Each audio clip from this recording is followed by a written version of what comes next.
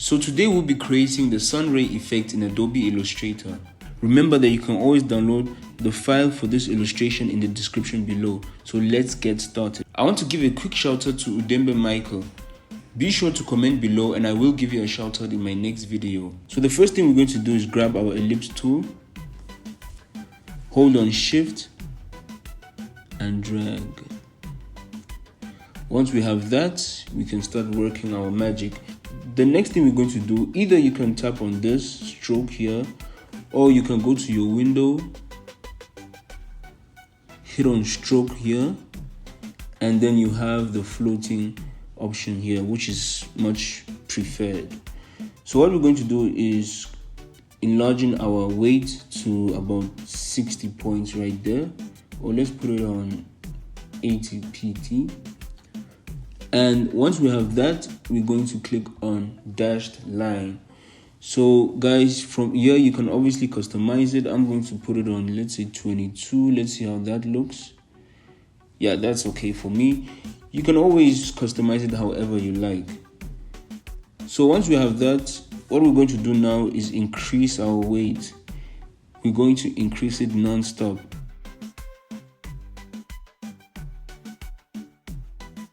Perfect. So what I'm going to do now is expand the shape.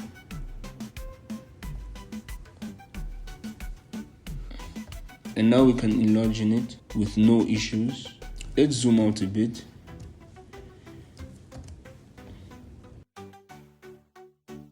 And once you've enlarged in it, we're just going to align it to the center. Grab your rectangle tool and we're going to draw a perfect square.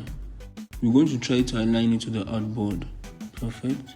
So we're going to select everything and we're going to create a clipping mask. Perfect. And at this point, if you want to change the color, let's just change this to, I like the blue. I like the blue color.